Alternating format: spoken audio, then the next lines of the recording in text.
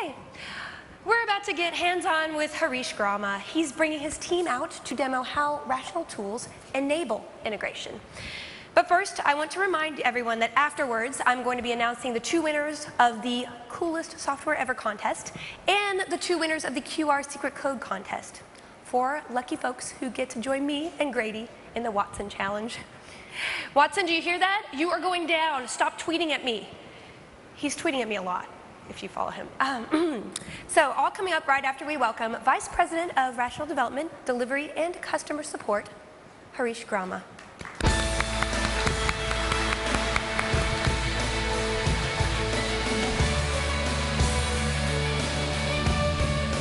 Good morning.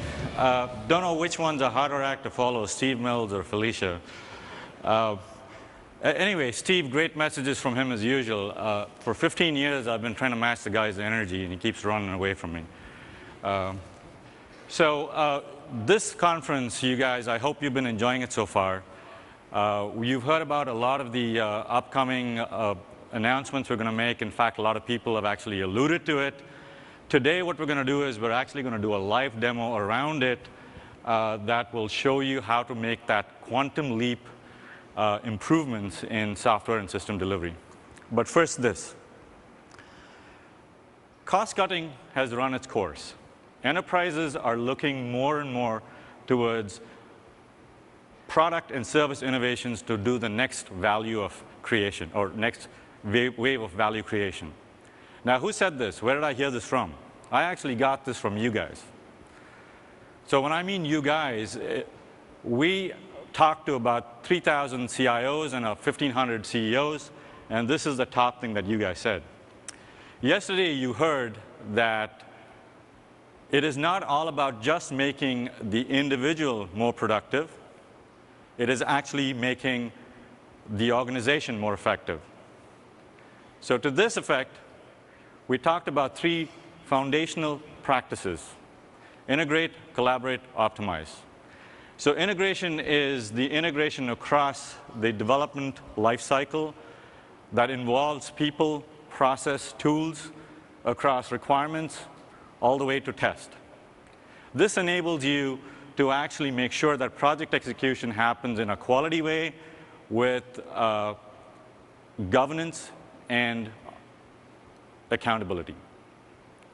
Collaboration, another key item towards making software delivery effective. So think about this example. Yesterday you heard software development is a team sport. Yes, it is. So consider this example.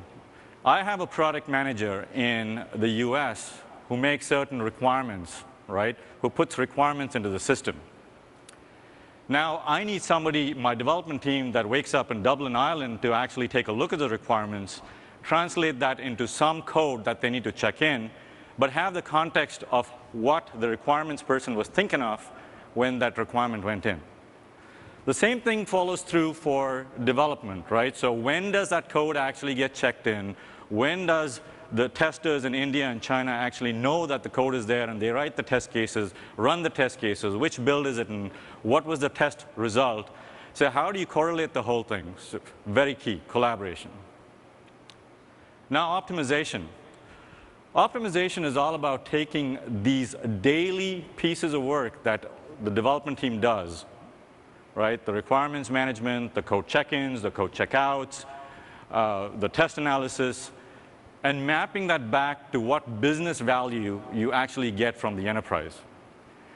And as importantly, what changes do you make in the process to ensure that it maps to better outcomes the next time around? Optimization, very key. Now, I work with a lot of customers, and I will tell you that for the most part, when I have these conversations, it's not really about how do I go and measure these KPIs, or how do I go and measure this and map it back to the business. It's even what do I measure, a huge thing. So here are some realities that stall software-driven innovation. Let's talk about geography. In the previous example, I said, testers in India and China, developers in Dublin, and somebody here in the US. It doesn't even have to be that widely dispersed. Sometimes it could be the person in the next building, the person on the floor below you. Collaboration is key, and if you don't have the right collaboration, your project is going to fail. Silos, huge silos between the business side and the IT side. Huge silos between the development side and the delivery side. Again, an inhibitor to a successful project. Let's talk about cost. 60% of projects are beyond cost, and this is really because the platforms and tools that people use do not give you the real-time insight into how your project is progressing and what is the real risk associated with it. So, 6 out of 10 projects are delayed. And change, and Walker talked about this a whole lot yesterday. Change, right? If you have the wrong metrics for measuring success up front, then you're going to get a false indicator of how well you're progressing, and late in the project you're going to have to change. So you need to follow the right processes and an honest measurement to make sure that your project succeeds. And finally, we have complexity. This is the easiest one to understand. Software is getting more and more sophisticated, more and more powerful, and solves a lot more problems. But the problems it's solving are also getting extremely complex. Yesterday, you heard some fantastic examples of success. Danske Bank, projects coming out in 3 months versus the 8 months. GM, the Volt produced in 29 months, which is half the typical amount for some such thing, some such project. Right? For every one of these success stories that you hear, there are a number of others that are not told that don't go as well. So complexity is huge. So what we're going to do today is we're going to take an example that follows that complexity and do a demo around how our tools solve that. So our story really surrounds me taking a motorcycle ride in the suburbs of Boston. Beautiful countryside out there, wonderful country roads, a nice place to go and ride your bike on a weekend. So as the story goes, I'm going down the road too fast as usual. I come up against a corner. I'm unable to make it, so I brake, my brakes fail, and I have a little fender bender. So a couple of things happen at this point. I get my bike taken to the dealership, and I call the insurance agent. From there, 2 more things happen. The dealership looks at my bike and says, can't reproduce the problem. Sounds familiar? Can't reproduce the problem, right? Your brakes seem fine. And the insurance agency calls back and says, when we put this claim in, it hit a certain threshold because there are a lot of bikes of this model that are having this problem. So we're going to go contact the manufacturer. So the dealership needs to contact the manufacturer because he has no idea what's going on. The insurance agent contacts the manufacturer because of this high threshold, right? So the story might revolve around me, but it really is based on a true story, which is confidential, right? So I've changed everything, the vehicle, everything. Now, I don't know what went wrong with the brake actually there. I was told it was a boundary condition. Now, we're going to just guess what that boundary condition is. So when you look at it and you say, brakes don't work that way, all I can say is, hey, look, we're software developers who build tools to build software. We don't build brakes, so take it for what it is. Finally, if you're wondering if this is really me, it is. Taken by my soon-to-be 17-year-old. He thinks this should be his, but I digress. So what's involved? You've got the insurance agent, you've got the banking company, you've got the manufacturer, you've got probably a lot of third-party people in between that are actually supplying parts to the manufacturer. So it is a complex problem that involves a lot of subsystems.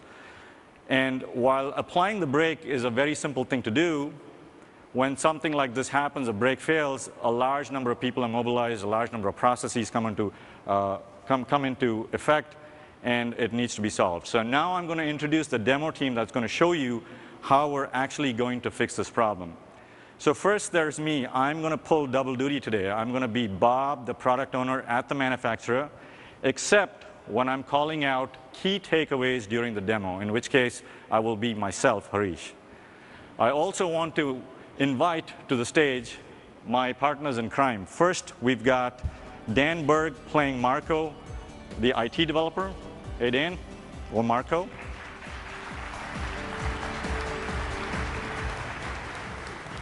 Next up, we have Dave Brown, who's going to be the systems developer or systems engineer.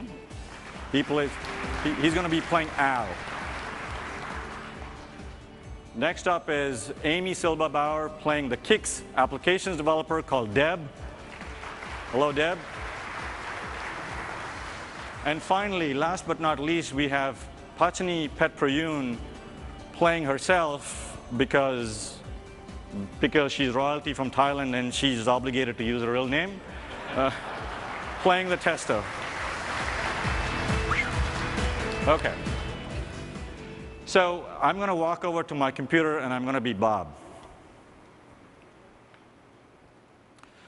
Here it is, a lovely Tuesday morning, and I just got some information from my warranty claim system telling me that there is another issue with the Quasar 1 model. This is a disturbing trend. I need to open a change request to investigate these reports. I'm logging into my environment.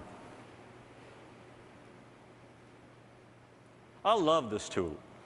From the single browser interface, I'm able to look at the outstanding work, check requirements for our next iteration, and check on the quality of work in progress. I need to open a new work item to figure out what's going on.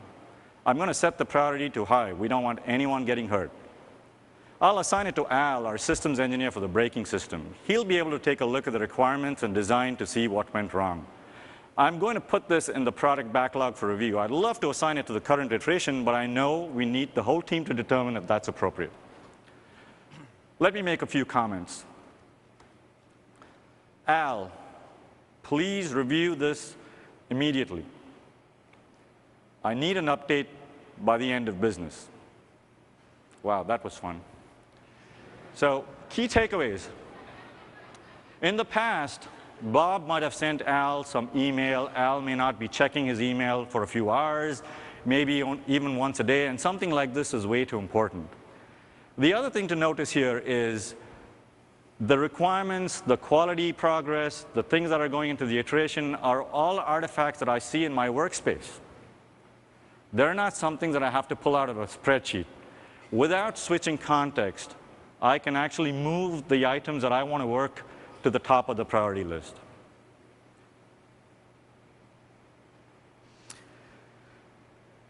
I'm really glad I had an extra cup of coffee this morning. It was a late night at the Innovate party. Man, that Felicia Day is wild. Let's see what's in store today. Oh no, it's something from Bob, again. And of course, it's high priority.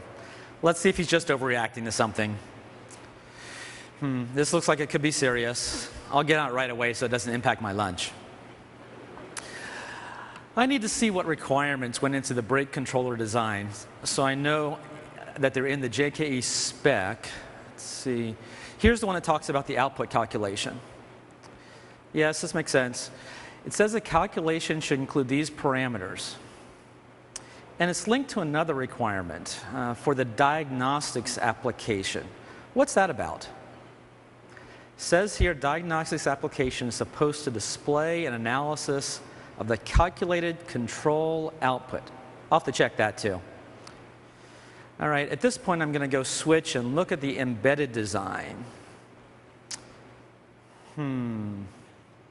Yep, this calculation needs to be corrected. It's not including that pressure value. Let me circle the areas that we need to make changes against, and I'll make a note on the diagram about what's missing.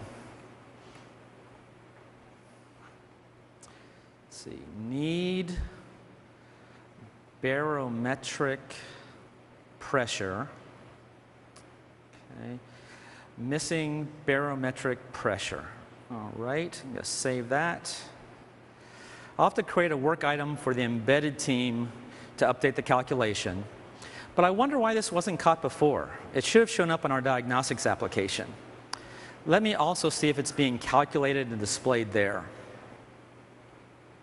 Okay. Well, looks like the calculation's not even there. I'll add another note on this diagram and create another work item for the applications team so that they can display the calculation.